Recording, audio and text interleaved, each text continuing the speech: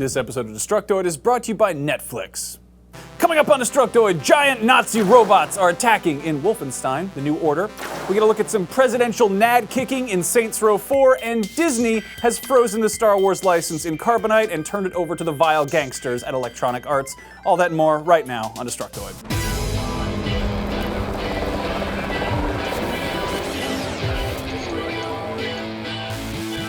Welcome to Destructoid. I'm Tara Long. And I'm Max Scoville. Happy Tuesday, Max Scoville, although maybe not for you, because Star Wars. Yeah. I know. It's a sad day for Star Wars. Actually, yesterday was a sad day. But today's a happy day. Yeah. For Nazis. Yeah. Tell us about the Nazis, Tara. Yeah, so Nazis. Maybe you recall this cryptic teaser video that Bethesda posted a few weeks ago on their Vine account, which everyone thought was hinting at a possible Wolfenstein remake, but which actually turned out to be the new survival horror game from Shinji Mikami. Well, we might have been wrong about that, but one thing is for certain, there is a new Wolfenstein game. Bethesda released a trailer yesterday announcing Wolfenstein the New Order, a reimagining of the series that aims to offer a gripping and dramatic experience. I don't think I've ever actually seen one of those in a video game before. This will be nice.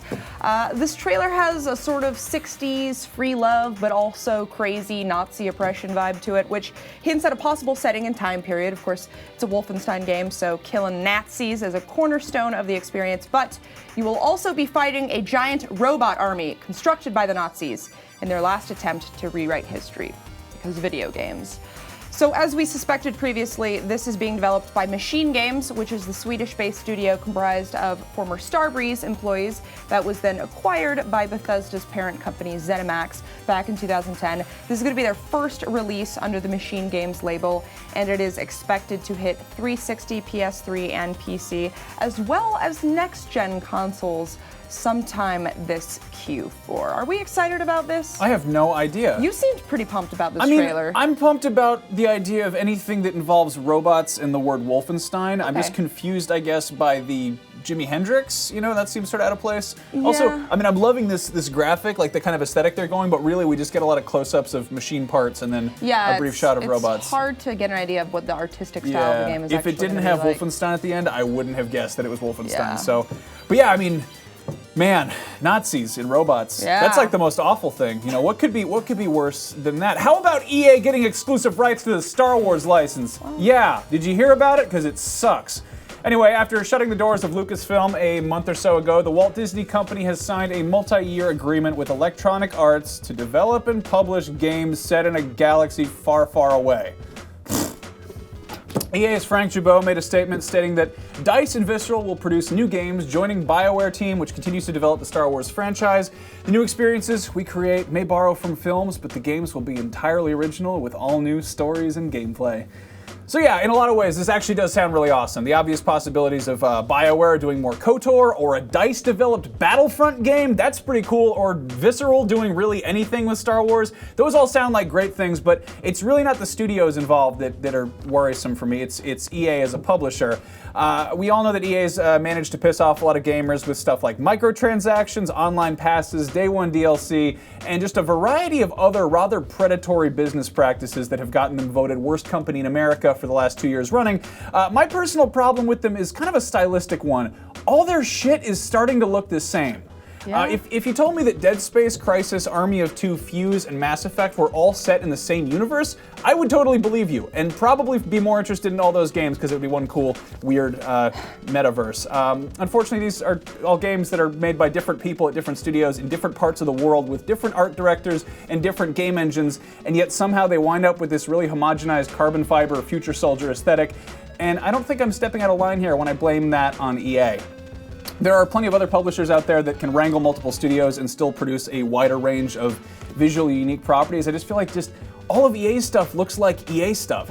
I don't get the sense that there are, separate studios making it, even though there are. But hey, maybe that consistent uniform look will actually work with Star Wars. Maybe they'll all the clone troopers will have carbon fiber armor or something. I don't know. But apparently, DICE and Visceral and BioWare will all be using the Frostbite 3 engine to develop their respective Star Wars titles, and I would just be fucking lying to you if I said that doesn't get me a little bit hot and bothered. Getting destructible environments and beautiful particle physics and lighting shadows and things like that. Anyway, now it's unclear if EA is going to use any of the familiar Star Wars game titles or if they're just going to start fresh completely.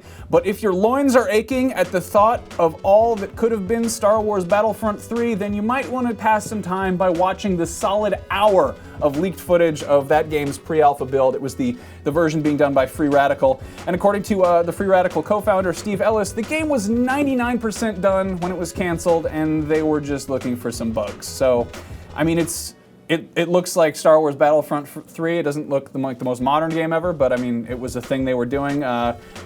You know, it just hurts to think that there's a game that was 99% complete, allegedly, that involves Ewoks punching stormtroopers in the groin, and that we might never get to play that game. I think that hurts a little bit in my heart. I feel like this could have ended up in worse hands, though. I mean, I really don't know if that's a thing that I agree with. Well, I don't know. Yeah. Maybe I'm not allowed to speak on the subject of Star Wars. Anyway, speaking of franchises that never ever seem to end, EA officially announced The Sims 4 this week, and to celebrate, we get this header image and literally nothing else. This was a pretty low-key announcement. All things considered, EA wrote up this blog post yesterday morning with the news and very little information to actually accompany it other than a projected 2014 release window for PC and Mac.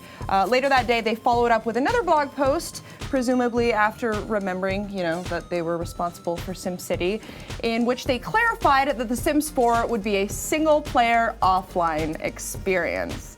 They also said it'll feature the most expressive, surprising, and charming Sims ever, and that it'll encourage players to personalize their world with new and intuitive tools while offering them the ability to effortlessly share their creativity with friends and fans. So there we have it. The Sims? Lesson learned, everyone. I guess I'm glad that I feel like they copied and pasted that from like the Amazon product description of every other Sims game. They definitely did, yeah. They're like, all right, what is new here? The Sims are more intuitive or something. I don't know.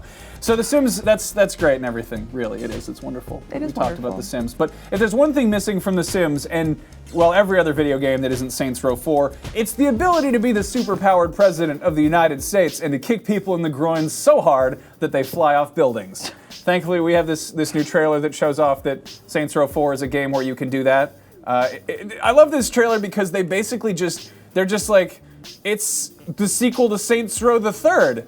We've made it wackier. Yeah. There's dubstep noises. I mean, again, in this game you play as the president, because why not? And you have superpowers, because again, why not? And you fight aliens, because really, were you expecting it to get any less ridiculous? But yeah, I mean, where do they go from there, really? Yeah, there's a dubstep gun. You can throw people at dumpsters. It's just, I just wanted to show the groin kicking thing on the show because that's what the show is for. Boy. To show things like that. Thank God Deep Silver got a hold of this and not a company like EA. Oh boy, yeah, that would have been funny. I'm glad that Saints Row 4 is a thing that we will get to play. That's happening. August 20th on all the things you'd expect it to. Not next gen or anything, but yeah, I'm excited for that. Yeah, I'm because of groins and the kicking of them. He does by love the president. groins. He does. All right, let's take a word from our sponsor. Let's do that. So if you like watching movies or TV episodes, and let's face it, who doesn't? Then Netflix is what you should be using. Netflix streams your favorite shows and movies straight to your home, so it's cheap, it's easy, and best of all, you are not liable for any expensive equipment like a cable box, which I can never remember to return. All you need to get started with Netflix is a Netflix-enabled device like a PC or Mac, a smartphone, or even a game console, which I know you all have. One of you has a PS3, 360, or a Wii U, and all of those are Netflix-enabled. For a limited time, Netflix is offering all Destructoid viewers their own free trial membership. Just go to netflix.com/Destructoid and sign up. And remember, Netflix is also available overseas now, and you guys over there can get in on the exact same deal. Again, just visit netflix.com/Destructoid, and it should redirect for your home country. Get the movies. We love the movies. Mm-hmm. I said that weird. All right, back to the show. So you probably heard the news this morning that legendary Assassin's Creed designer Patrice Desilets was terminated from Ubisoft against his will. This is the big controversy this morning. Desilets played a key role in the creation of the franchise before serving as its creative director for the first 2 Assassin's Creed games. Then he famously left in the middle of Brotherhood in 2010 and accepted a creative director position over at THQ Montreal, which lasted all of 2 years before the studio was then sold and reabsorbed back into Ubisoft after THQ's bankruptcy sale earlier this year. So Desilets returned to his position at Ubisoft, but creative differences were clearly still at play here. A Ubisoft rep said earlier today that since the acquisition, the good faith discussions between Patrice and Ubisoft aimed at aligning Patrice's and the studio's visions have been inconclusive. As a result, Patrice has left the studio. Inconclusive? How does that even work there? They had a fight. So shortly after this news broke, Desilets released a statement of his own saying that it wasn't his decision to leave the studio, but rather he was terminated and unceremoniously escorted out of the building by 2 guards without being able to say goodbye to my team or collect my personal belongings. He clarified that this was not his decision to leave and that Ubisoft's actions are baseless and without merit. He also added that he intends to fight Ubisoft vigorously for my rights, for my team, and for my game. So THQ Montreal reportedly had a couple unannounced projects in development during the time of THQ's bankruptcy. One was codenamed 1666, and the other one was codenamed Underdog. We don't know anything about those games yet because, like I said, they are unannounced. And we don't even know if they've been canceled yet. So everything's kind of up in the air now. The video game industry is a terrifying place. I know. Underdog. I wish that was about the superhero. Remember the dog? Oh, Underdog? yeah, the old cartoon. Yeah, that would be a good game. Anyway, that's about all the time we have for today's show. We started talking about old cartoons again. We do that. But, feel free to hit us up on Twitter. I'm Max Scoville. She's Tara Longus, and the show is at Detoid Show. Anyway, we're back here on Friday for another live show that's happening right here at 3:30 p.m. Pacific time, right here on youtube.com/Detoid. Good night, love muffins. She wrote that in the script, not me.